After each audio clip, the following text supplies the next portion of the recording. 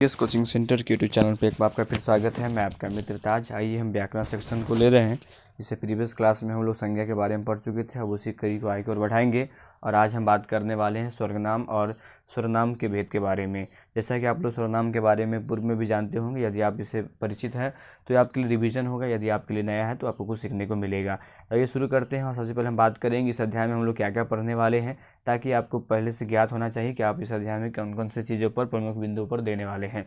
तो पहले आप पढ़ेंगे सर्वनाम के बारे में, सर्वनाम के भेद। उसके बाद में आप सर्वनाम के जो 6 भेद है, पुरुषवाचक सर्वनाम हो, निश्चयवाचक सर्वनाम हो, अनिश्चयवाचक सर्वनाम हो, निजवाचक हो, संबंधवाचक, प्रश्नवाचक, इन तमाम प्रश्नों पर बात करेंगे। इन तमाम भेदों के बारे में विस्तार पूर्वक पढ़ेंगे और अंत में कुछ क्वेश्चन को भी आप करेंगे। तो हम वीडियो के अंत तक बने रहेंगे। यदि हमारे चैनल पर पहली बार विजिट किए हैं तो हमारे चैनल को सब्सक्राइब करेंगे, साथ ही बेल आइकन भी प्रेस करेंगे ताकि आपको समय समय क्लास के नोटिफिकेशन मिलते रहें। तो सबसे पहले हम जानते हैं कि सर्वनाम क्या है, इसके अर्थ के बारे में बात करेंगे। तो सर्वनाम हमारा दो शब्दों से मिलकर बना हुआ है। कई शब्दों से मिलकर बना हुआ? दो शब्दों से मिलकर बना हुआ है, जिसमें से आपका पहले आता है सर्व और धन नाम। सर्व का अर्थ होता है सभी तथा नाम का अर्थ होता है संज्ञा। संज्ञा के बारे में हम पिछले क्लास में भी बात कर चुके थे कि संज्ञा किसी वस्तु स्थान भाव के नाम को हम संज्ञा कहते हैं।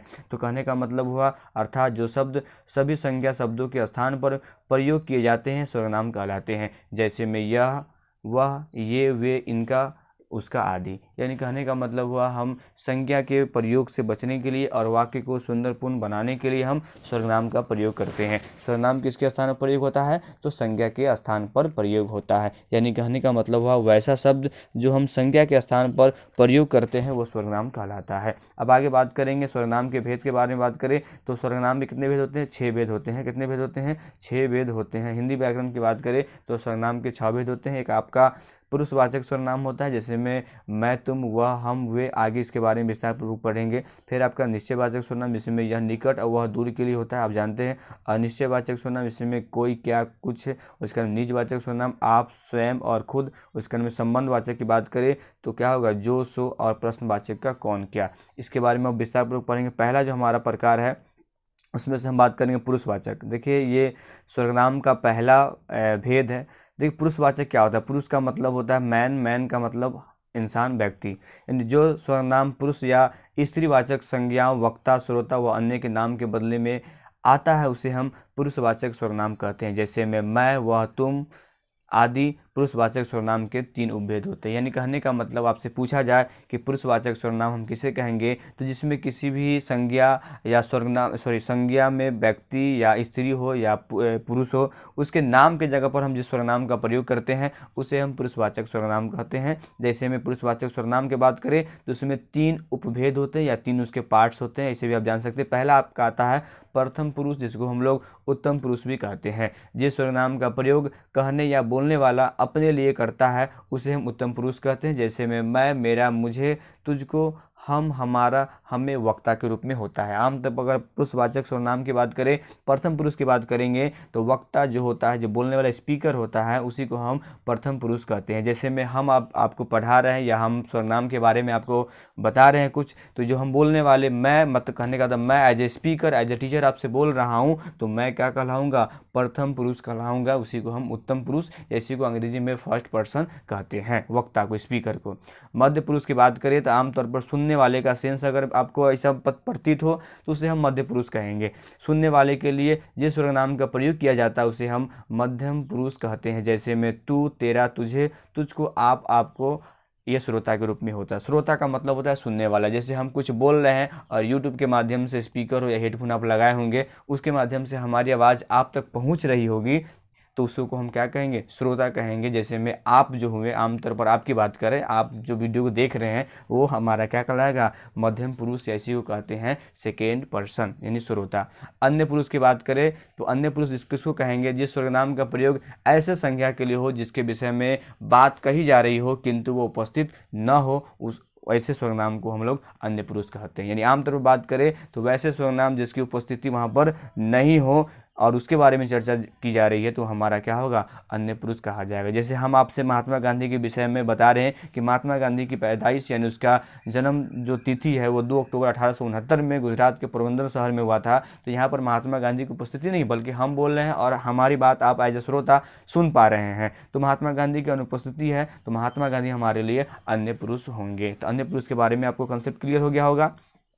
अब बात करेंगे उसके अंदर अब सेकेंड जो हमारा प्रकार है निश्चयवाचक की बात करेंगे। नाम से स्पष्ट हो रहा है, निश्चय मतलब डिफिनिट और वाचक ये आपका एक शब्द सूचक है, यानी जिस सर्वनाम शब्दों से वक्ता के लिए दूरस्थ व्यक्ति वस्तु या घटना के निश्चित बोध होता है उन्हें हम निश्चयवाचक सर्वनाम कहते हैं। जैसे में यह वह ये वे, ये मेरी पुस्तक है, वह उसकी मेज है, ये मेरे हथियार है, वे तुम्हारे कपड़े। यानी कहने का मतलब जिस सर्वनाम से किसी संज्ञा के अगर हम उसके निश्चित का बोध कराएं यानी उसके निकट का बोध हो या निश्चित का बोध हो, डिफिनिट का बोध हो। जैसे में यहाँ लिखा हुआ है वह मेरी कमीज़ है, यानी कहने का मतलब वह एज ए हम कमीज़ की ओर इशारा कर रहे हैं और बता रहे हैं आपको यह मेरी कमीज़ है, यह मेरी पुस्तक है, यानी जो हम पुस्तक में जो टेबल पर रखा हुआ जो मेज़ पर पुस्तक रखी हुई है वो मेरी पुस्तक है। यानी कहने यह जो शब्द लगा हुआ है सूचक, यहाँ बात करें यह और वह जो लगा हुआ है, ये और वे जो लगा हुआ है, ये आपका क्या है, सूचक है जो आपको निश्चित सर्वनाम के होने का बोध कराता है। देखिए आपको यह जो होता है एक वचन के लिए वह नज़दीक के लिए, वह जो होता है दूर के लिए होता है, ये जो होता है एक से अधिक यानी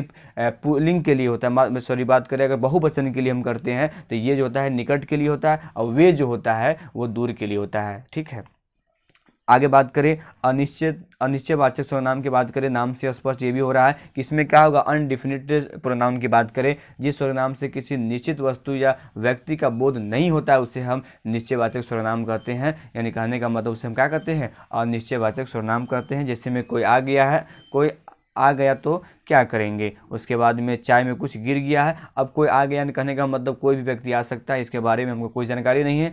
और चाय में कुछ गिरा है, अब पता नहीं चाय में पत्ती गिर गई है कि पत्ते गिर गए हैं कि ऊपर से छिपकली गिर गई, इसके बारे में कोई ज्ञान नहीं है, यानी अनिश्चय का बोध हो रहा है, इसी को हम लोग अनिश्चयवाचक सर्वनाम कहेंगे। बात करें आगे तो उसकी कड़ी में आगे बढ़ाएंगे तो हम निजवाचक की बात करेंगे। तो निजवाचक सर्वनाम किसे कहेंगे, यानी कहने का मतलब हुआ जिस सर्वनाम से अपने आप को यानी स्वयं या निज का बोध होता है उसे हम निजवाचक सर्वनाम कहते हैं। जैसे में स्वयं, खुद, अपनापन और स्वतः, ये हमारा निजवाचक के उदाहरण है। जैसे अगर वाक्य में प्रयोग करने की बात करें तो वाक्य में प्रयोग हम कैसे करेंगे, जैसे मैं अपना काम स्वयं करूंगा, मैं खुद चला जाऊंगा, वो अपने आप हिंदी पढ़ लेगा। यहाँ पर जो कार्य है उस कार्य को आपके किसी एक तरह की सहायता देने की आवश्यकता नहीं बल्कि कार्य को वो स्वयं करेंगे, इसमें आपकी हेल्प नहीं चाहिए, उसका जिम्मेदार वो स्वयं है, इसलिए इसको हम निजवाचक सर्वनाम कहते हैं।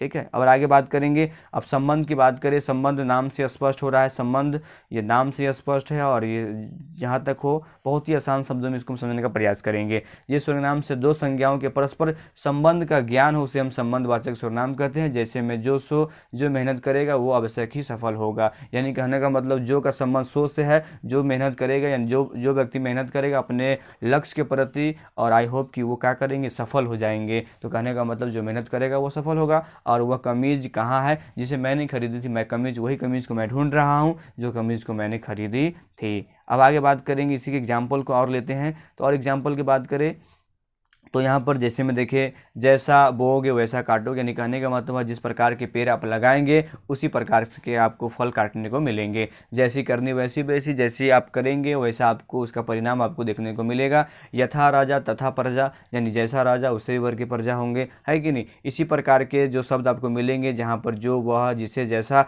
वैसा तथा आदि शब्दों का संज्ञाओं के संबंध में मतलब परस्पर संबंध को व्यक्त करते हैं, यही हमारा संबंध वाचक सर्वनाम कहलाते हैं। और बात करेंगे प्रश्नवाचक, और यह हमारा अंतिम प्रकार में से है, जो सर्वनाम के 6 प्रकार उसमें से है। प्रश्नवाचक सर्वनाम की बात करें तो जिस सर्वनाम का प्रयोग प्रश्न करने के लिए किया जाए उसे हम प्रश्नवाचक सर्वनाम कहते हैं। जैसे में कौन, क्या, कौन आया है कि नहीं, तुम्हारा नाम क्या है और दूध में क्या गिरा, ये तमाम जो क्वेश्चन जिसे प्रश्न का बोध होता है उसे हम प्रश्नवाचक सर्वनाम कहते हैं। जैसे में तुम्हारा नाम क्या, तुम कहाँ रहते हो, तुम किस विद्यालय में पढ़ते हो, तुम किस परीक्षा की तैयारी करते हो, ये तमाम चीज़ जिसे प्रश्न का बोध होता है उसे हम प्रश्नवाचक सर्वनाम कहते हैं। अब आइए कुछ प्रश्न को भी कर लेते हैं, जैसे हमने आपसे वादा किया था कुछ प्रश्न भी आपको अंतिम में कराएंगे। पहला क्वेश्चन है जो है, मेरा खिलौना टूट गया, वाक्य में कौन सा सर्वनाम है। मेरा खिलौना टूट गया की बात हो रहा है, कौन सा सर्वनाम है, निजवाचक सर्वनाम है, पुरुषवाचक सर्वनाम है, संबंधवाचक सर्वनाम है या अनिश्चयवाचक सर्वनाम है। देखिए मेरा शब्द हमेशा किसके लिए प्रयोग होता है, तो आपका पुरुषवाचक सर्वनाम के लिए होता है, यानी ऑप्शन नंबर 1 का बी हो जाएगा। अब बात करें निम्न में से पुरुषवाचक सर्वनाम है, देखिए पुरुषवाचक सर्वनाम है, देखिए यहाँ पर तुम, वह, उस, यह। यहाँ पर गौर से करेंगे तो यहाँ पर पुरुषवाचक सर्वनाम नहीं कहना चाहिए। तो यहाँ पर क्या हमारा आंसर होता है? बी होता है। क्या होता है? बी होता है। जब इसमें हम नहीं कर लेंगे तो, क्योंकि तुम, वह, यह, ये सब पुरुषवाचक है, लेकिन उस जो है यहाँ पर आप क्या कर लेंगे? बी कर लेंगे। आप जब नहीं लगाएंगे तब ऑप्शन नंबर बी सही होगा। प्रश्नवाचक सर्वनाम का उदाहरण है। प्रश्नवाचक सर्वनाम का उदाहरण क्या है? कहाँ, उसको, कब, किन्हें। देखिए यहाँ पर बात करें तो उसको अगर यहाँ पर भी आप नहीं शब्द कर लेंगे, प्रश्नवाचक सर्वनाम का उदाहरण नहीं कर लीजिएगा, ठीक है। यहाँ पर हाँ है, लेकिन आप नहीं कीजिएगा, क्योंकि कहाँ, वह कहाँ रहता है, तुम कब विद्यालय जाते हो, तुम कब सोते हो, है कि नहीं। देखिए किन्हें, मैं किन्हें देखूं, मतलब मैं किन्हें मिलूं, लेकिन उसको देख रहे शब्द बी जो है इसका कोई भी प्रश्नवाचक के रूप में नहीं प्रयोग हो रहा है, तो उसको क्या होगा? आपका सही उत्तर होगा, यानी ऑप्शन नंबर बी होगा, जब आप नहीं का प्रयोग कर लेंगे तब। फिर चौथा नंबर क्वेश्चन की बात करें, निजवाचक सर्वनाम का उदाहरण नहीं है। देखिए निजवाचक सर्वनाम का उदाहरण नहीं है, मतलब कहने का मतलब है स्वयं नहीं है, अपने आप नहीं है, अपनी नहीं है, या मेरा नहीं है। तो बात देखिए यहाँ पर बात करें तो अपनी और अपने आप और स्वयं। देखिए निजवाचक सर्वनाम के बारे में बताया था, जिस सर्वनाम से खुद का बोध होता हो, यानी स्वयं का हो, उसको हम कहते हैं। यहाँ पर स्वयं भी है, स्वयं आपका आंसर नहीं हो सकता है, अपने आप भी नहीं हो सकता है, फिर अपनी भी नहीं हो सकता है। इसका उत्तर क्या होगा? मेरा होगा। क्या होगा? मेरा सही उत्तर होगा, क्योंकि मेरा जो है निजवाचक सर्वनाम नहीं है। मैं अपनी मैं अपना काम अपनी से ही करता हूँ, या मैं अपनी देखभाल करता हूँ, तो यहाँ पर निजवाचक सर्वनाम का बोध होता है। मैं अपने आप चला जाता हूँ, मैं स्वयं ही अपने पाठ का अध्ययन करता हूँ। तो ऑप्शन नंबर डी सही होता है कि यहाँ पर आपको निजवाचक सर्वनाम नहीं बताना था। लास्ट बात करेंगे, मध्य पुरुषवाचक सर्वनाम का बहुवचन क्या होगा? मध्यम पुरुष की बात करें तो मध्यम पुरुष किसको कहते हैं? श्रोता को हम मध्य पुरुष कहते हैं, जैसा कि हमने अभी पढ़ा जस्ट में। जैसे में तुम होता है, देखिए तुझ में, तुझे,